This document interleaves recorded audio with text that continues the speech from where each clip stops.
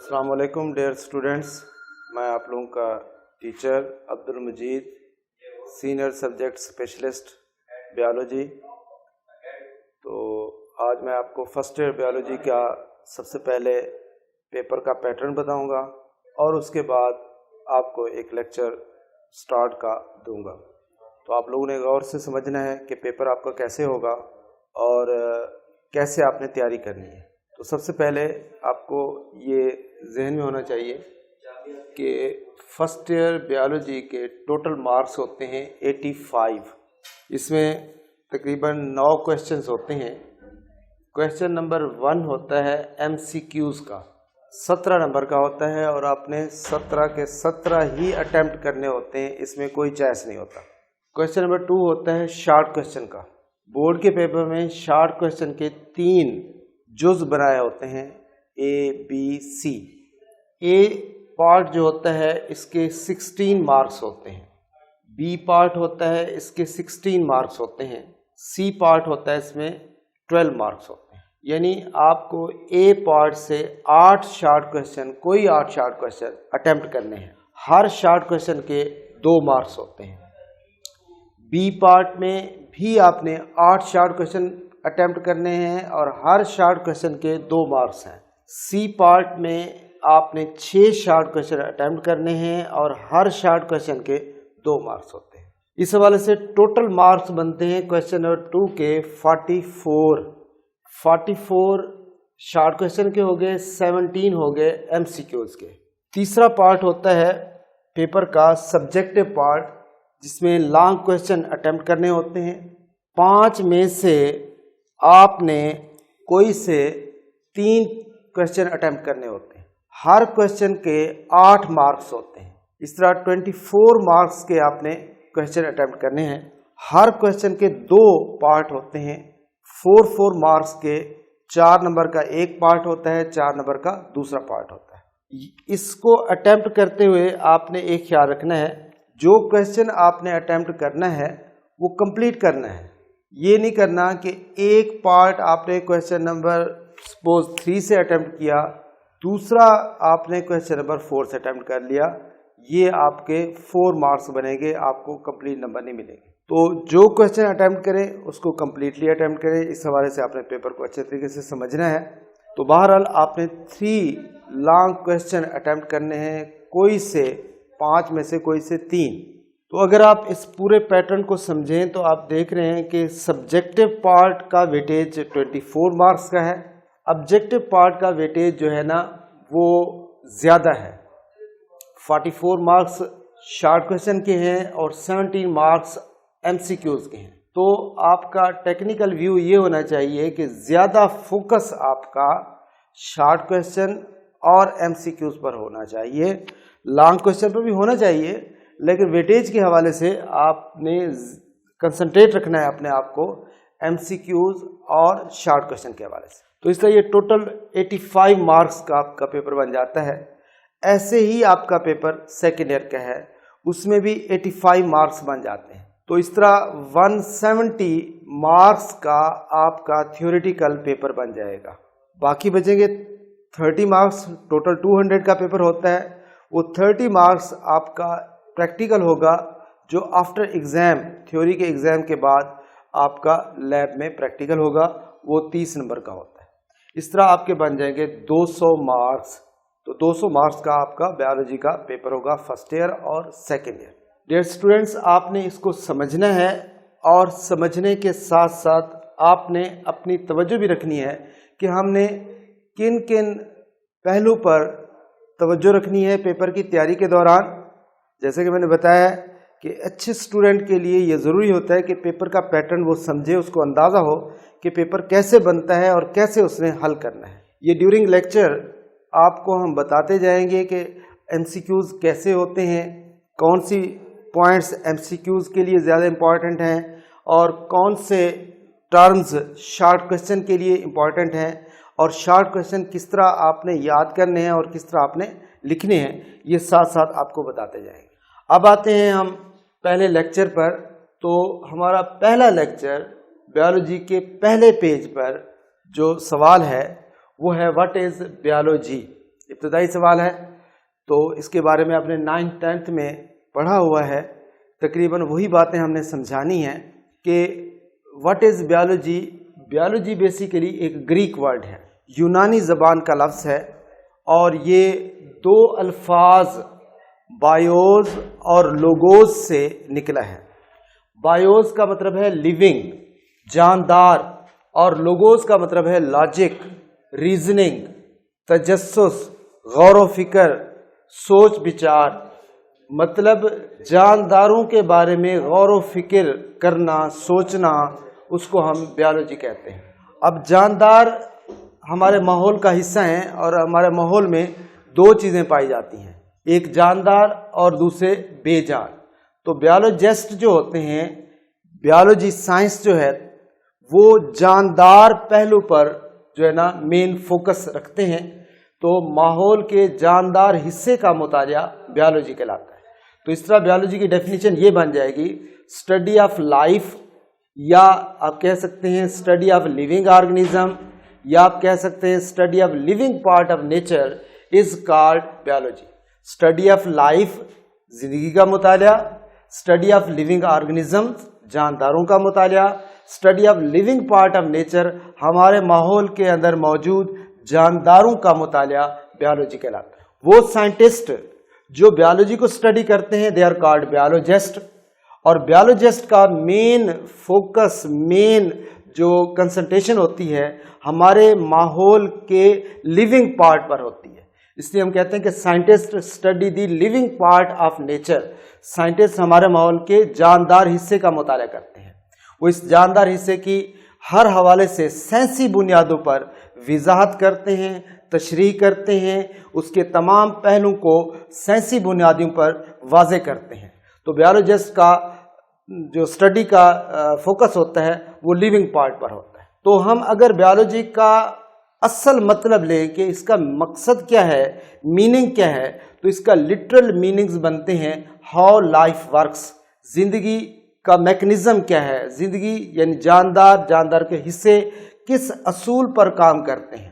یہاں پر dear student آپ کو ایک بات بالکل کلیئر کرنی ہے کہ جانداروں کے حوالے سے، لائف کے حوالے سے ڈیفینیشن کو سمجھنا آپ کے لیے ضروری ہے.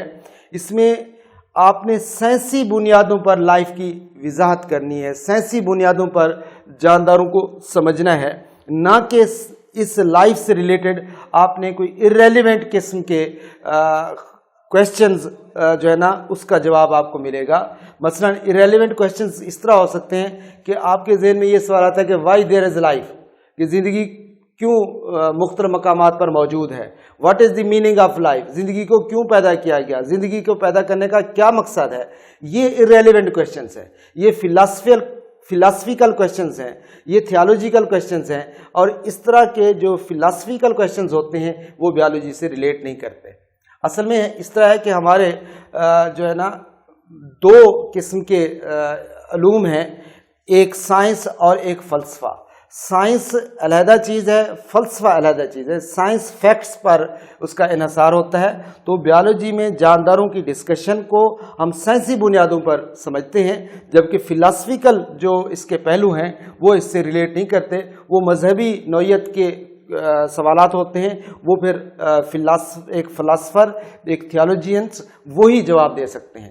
تو آپ نے اس ڈسکشن میں یہ بات شامل نہیں کرنی، اس طرح کے کویشچنز. آپ نے کس پر فوکس رکھنا ہے؟ آپ نے فوکس رکھنا ہے how life works, what is the scientific base of life. یہ طرح کی جو علم ہے وہ آپ کو بیالوجی سے ملے گا.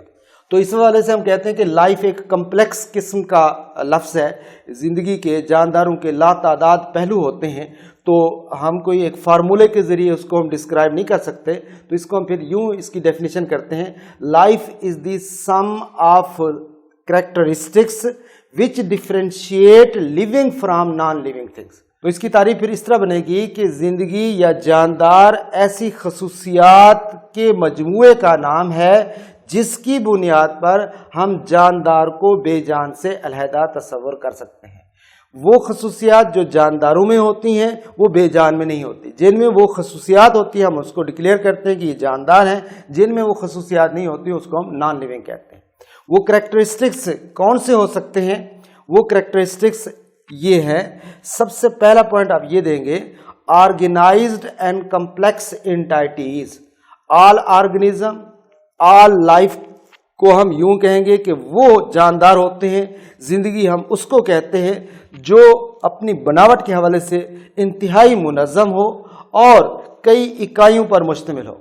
मतलब ये है कि जैसे हम हैं, हम ऑर्गेनाइज्ड हैं, हमारे अंदर atom, molecule, cell, tissue, organ system, एक ऑर्गेनिज्म, ये लेवल एक तरतीब से मौजूद हैं और इनमें कोऑर्डिनेशन पाई जाती है। और हमारे बॉडी की इकाइयाँ हैं, इकाइयाँ क्या है? हमारा बॉडी सेल का बना हुआ है। तो जो भी ऑर्गेनिज्म होगा वो ऑर्गेनाइज्ड होगा और इन यूनिट्स पर मुश्तमिल होगा। दूसरी बात, तमाम ऑर्गेनिज्म, इस कायनात के जितने ऑर्गेनिज्म हैं, they are made up of one और मोर सेल्स। अमूमन या तो वो एक सेल के बने होते हैं या एक से ज्यादा सेल के बने होते हैं। अगर वो एक सेल के बने होते हैं तो तमाम ऑर्गेनिज्म या तो एक सेल के बने होते हैं या एक से ज्यादा सेल के बने होते हैं। तो एक सेल की बुनियाद पर हम कहते हैं कि दे आर यूनिसेलर, एक से ज्यादा सेल की बुनियाद पर हम कहते हैं they are multi cell. Number 3, have their own programme of genetics. याद रखना है कि जो भी जानदार होते हैं उनका अपना तवारुस होता है, उनकी अपनी खसूसियात होती हैं, उनका अपना डीएनए होता है, उनके अंदर तमाम जो इंफॉर्मेशन होती हैं उसके डीएनए के अंदर मौजूद होती हैं। एक जानदार अपनी नस्ल के अफराद के हवाले से, कई हवाले से वो अपने जेनेटिक्स से रिलेट कर रहा होता है और कई हवाले से अपने नस्ल के अफराद से वो मुख्तलिफ होता है, क्योंकि हर एक का अपना जेनेटिक डीएनए प्रोग्राम जो होता है जेनेटिक्स का, वो अपना होता है। नेक्स्ट है, can acquire and use energy. जो ऑर्गेनिज्म होंगे, जो जानदार होंगे, जिनमें लाइफ होगी, उनमें ये बात फैक्ट है कि वो एनर्जी हासिल भी कर सकते हैं अपने माहौल से और उसको इस्तेमाल भी कर सकते हैं। उनके अंदर एबिलिटी होती है। जैसे हम ग़िज़ा खाते हैं, ज़ाहिरन ग़िज़ा के अंदर कोई एनर्जी नहीं होती, लेकिन जब हम ग़िज़ा खाते हैं तो ग़िज़ा को डाइजेस्ट करते हैं और उस डाइजेशन से उसमें जो मख्फी स्टोर्ड एनर्जी होती है, जो मुख्तलिफ बॉन्डिंग्स की सूरत में एनर्जी होती है, उसकी हमारे बॉडी के अंदर ये सलाहियत है कि हमारा बॉडी उसको तोड़ता है और उस एनर्जी को हासिल करके हम उसको अपनी मुख्तलिफ सरगर्मियों में, एक्टिविटीज़ में हम इस्तेमाल करते हैं। नेक्स्ट है, can carry out metabolic reactions. हर जानदार में मेटाबॉलिक रिएक्शंस होते हैं, जिसको हम कहते हैं सम ऑफ केमिकल रिएक्शंस। अमूमन 2 किस्म के ये रिएक्शंस होते हैं, एनाबॉलिक और कैटाबॉलिक, कंस्ट्रक्टिव प्रोसेस और डिस्ट्रक्टिव प्रोसेस। या तो हमारे अंदर ऐसे सब्सटेंसेस बन रहे होते हैं जिससे हमारी ग्रोथ में फ़ायदा होता है, ऐसे सब्सटेंसेस बन रहे होते हैं जो वेस्ट होते हैं, जिनको हम बॉडी से रिमूव करते हैं। तामीराती और तखरीबी तामुलात, तो ये तामुलात हमारी लाइफ हैं। जब तक ये तामुलात हमारे अंदर कंटिन्यू रहते हैं हम सर्वाइव करते हैं, जिसको हम मेटाबॉलिज्म कहते हैं। जब ये तामुलात ख़त्म हो जाते हैं तो जानदार की जो है डेथ हो जाती है। तो तमाम जानदारों के अंदर मेटाबॉलिज्म का अमल होता है। Can maintain internal conditions constant. ये भी एबिलिटी होती है कि एक जानदार अपने बॉडी के अंदर तमाम किस्म की कैफियत को एक ख़ास मुस्तकिल लेवल पर रखने की सलाहियत रखते हैं, जिसको होम्योस्टेसिस कहते हैं। नेक्स्ट है रिप्रोडक्शन। जानदारों की ये सलाहियत होती है कि वो अपने जैसे अफराद पैदा कर सकते हैं। अपने जैसे अफराद पैदा करने की सलाहियत को रिप्रोडक्शन कहते हैं। मसलन इंसान से इंसान पैदा होता है, बैक्टीरिया से बैक्टीरिया पैदा होते हैं। ये तौलीद की सलाहियत होती है जो तमाम जानदारों का बुनियादी खासियत है। तमाम जानदार रिस्पॉन्ड देते हैं, माहौल की तब्दीलियों का रिस्पांस देते हैं, इंटरनल या एक्सटर्नल चेंजेस का रिस्पांस देते हैं। मसलन सर्दी गर्मी का हमें एहसास होता है, हमारे बॉडी के अंदर कोई डिफेक्ट पैदा होता है, हमें उसका एहसास होता है। ये चीज़ें जो होती हैं हर जानदार की खासियत। ये 9 करैक्टर्स हैं। इन करैक्टर्स की बुनियाद पर जिसमें भी ये मौजूद होंगे वो जानदार, जिसमें ये मौजूद नहीं होंगे वो बेजान करें। तो इस तरह स्टूडेंट्स, अब ये जो लेक्चर मैंने दिया है इस पर आपको मैं होमवर्क भी दे दिया है। होमवर्क ये है, आपने इस असाइनमेंट को घर में पढ़ना है और पढ़ के उसको राइट करना है। दूसरा ये कि इससे रिलेटेड जो क्वेश्चंस हैं वो भी अपनी जो है ना आप बुक पे आप लिखेंगे। मसलन difference between living and non living organism, خود سے آپ نے لکھنا ہے. اسی طرح ڈیفینیشن ہے what is biology, what is life, یہ شارٹ کویشچن ہے, یہ آپ نے اس کے آنسر بتانے ہیں.